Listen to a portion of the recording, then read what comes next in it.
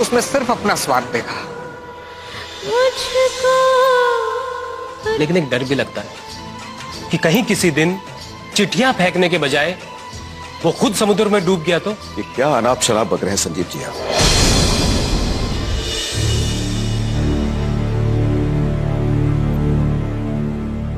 अरे क्या हुआ, क्यों मुंह लटकाए बैठी हो?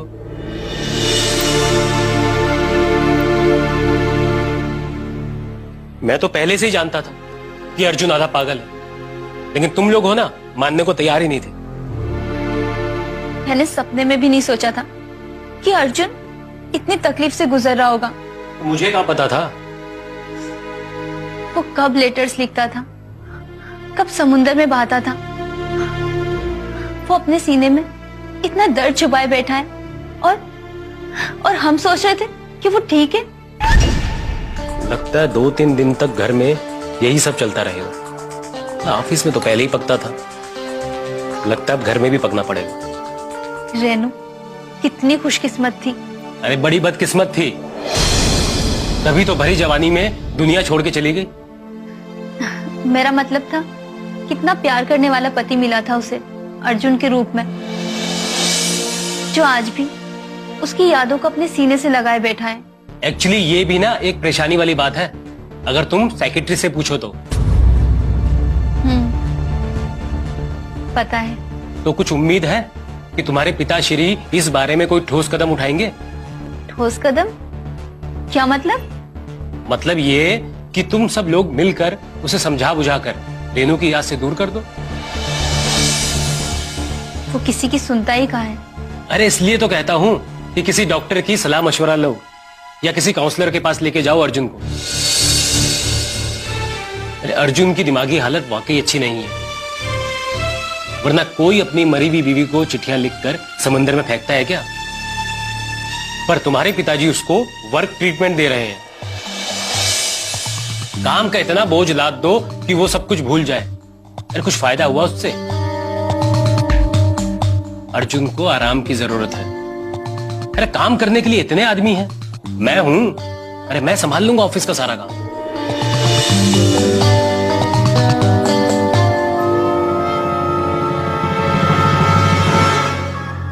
अच्छा हुआ मैंने अपनी चिट्ठियां पहले से ही फाड़ दी थी, नहीं तो ये मुझे आज फाड़ कर फेंक रही होती।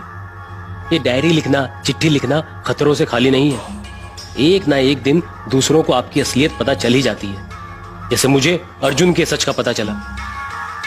बहुत अच्छा मौका है ये मेरे लिए, कंपनी पर वापस अपनी पकड़ बनाने का।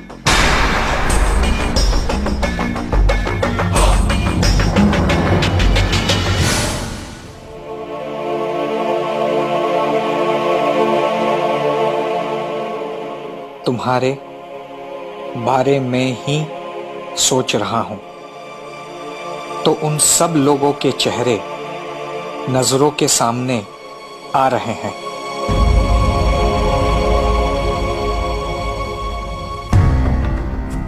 आप लोगों के लिए किसी की पर्सनल लाइफ, किसी के इमोशंस कोई मायने नहीं रखते। आपके लिए मायने रखता है आपके अखबार का सर्कुलेशन। अर्जुन, ये तो आप ही जानते हैं कि उन लेटर्स को छापकर हमने कोई गलती नहीं की। वो तो बेनामी लेटर्स थे जो मुझे बीच पे पड़े मिले, और उनमें ये कहीं नहीं लिखा था उन्हें छापना मना है। अपने दिल की बात कहने से हिचक रहा हूं, क्योंकि पता नहीं कौन कौन उसको पढ़ने वाला है।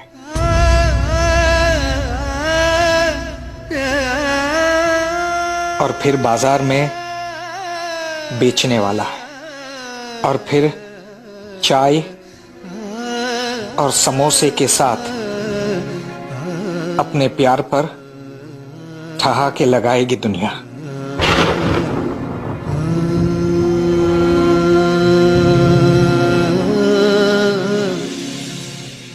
बेटा,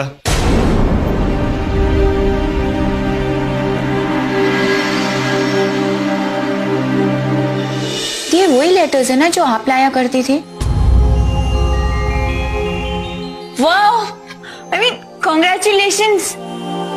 क्या आइडिया है। अब हमें पता चल जाएगा कि ये लेटर कौन लिखता था।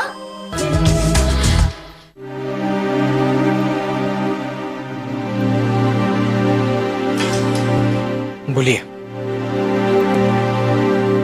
हमें सब कुछ पता चला है, तुम्हारे लेटर्स के बारे में और नया समाचार के ऑफिस में हुए हंगामे के बारे में। तो मैंने कुछ भी गलत नहीं किया है डैड। कैसे नहीं किया है? उनके एम्प्लॉय पर हाथ उठाया। अतुल जी कितने नाराज हैं तुम्हें पता है? तुम्हें यह शोभा देता है? तो उन लोगों ने जो किया वो उन्हें शोभा देता है। अरे वो लेटर्स उन्हें बीच पे पड़े हुए मिले थे। खैर जाने दो, मुझे उनकी बहस में नहीं जाना है। मुझे तुम्हारी फिक्र है बच्चा। मैं ठीक हूं डैड। आई नो तुम ठीक हो, लेकिन ये लेटर्स, ये सब छपा हुआ जब देखता हूं तो डैड वो मेरी पर्सनल लाइफ है। आपको वो लेटर्स नहीं पढ़ने चाहिए थे। बेटा हम मानते हैं कि तुम रेनू से बहुत प्यार करते हो, लेकिन इस तरह समंदर में चिट्ठियां। हाँ, मैंने कुछ भी गलत नहीं किया है, प्लीज। ना मैंने किसी को तकलीफ पहुंचाई है, ना मैंने किसी को परेशान किया है। मैं जो कुछ भी कर रहा हूं उससे मुझे शांति मिलती है, इसलिए मैं करता हूं। प्लीज मां, मैंने कुछ गलत नहीं किया। हमें पता है बच्चा, आप गलत नहीं हो, लेकिन हम ये चाहते हैं कि आप अपनी तकलीफ हमारे साथ भी शेयर करो। ये अखबार में छपी हुई खबरें और ये सब जब सामने से गुजरता है तो तकलीफ होती है हमें। हाँ,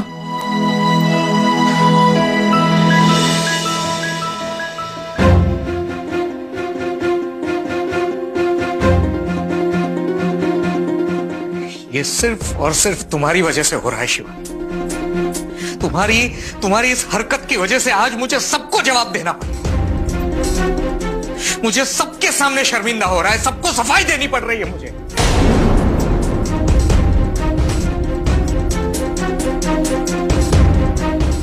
लोग आज मुझे पागल समझ रहे हैं। ये लेटर्स पेपर में छपवाकर तुमने बहुत बड़ी गलती की है शिवानी। तुम्हें ये नहीं करना चाहिए था। मेरी नजरों को तुम्हारी तलाश है, उम्र भर रहेगी। पलकें झपकना भूल गई हैं, सांसें चलना भूल गई हैं। वाह, सब कुछ रुक सा गया है मेरे लिए। वक्त तो जैसे थम सा गया है मेरे लिए। बस करो। दी आइए ना, बैठिए, नाश्ता तैयार है।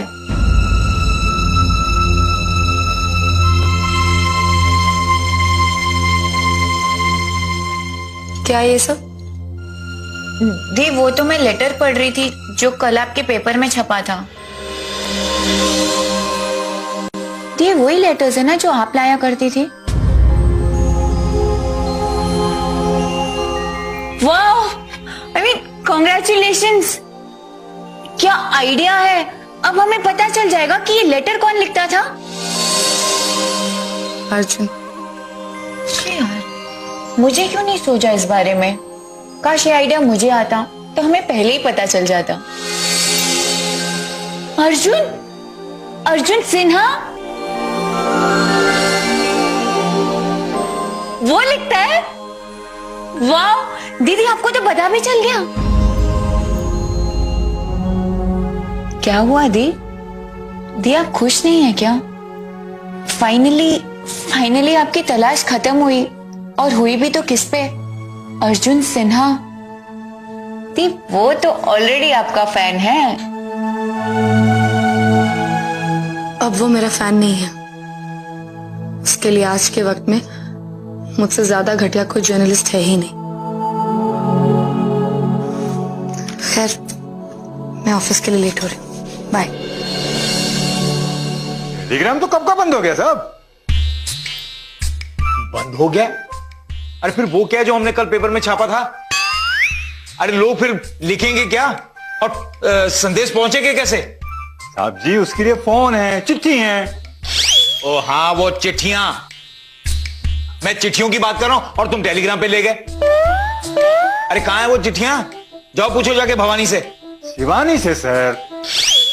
जब तुम समझ जाते हो कि मैं भवानी को शिवानी बोलता हूं, मेरा मतलब शिवानी को भवानी बोलता हूं, तो तुम बार बार उस चीज को रिपीट क्यों करते हो और मेरी भूलने वाली बात को अंडरलाइन क्यों करते हो? साहब जी, ये अंडरलाइन क्या होता है? जब मैं लाल स्याही से तुम्हारी सैलरी अकाउंट पे कांटा मारूंगा ना, तो तुम्हें अपने आप पता चल जाएगा। अब जाओ और भेजो मेरे लिए, क्या भेजना पता है ना? मेरा भेजा फ्राई तो कर ही दिया सर आपने। क्या? नहीं कुछ नहीं सर, चाय भेजता हूँ सर। और अगर कॉफी आई ना तो देख लेना।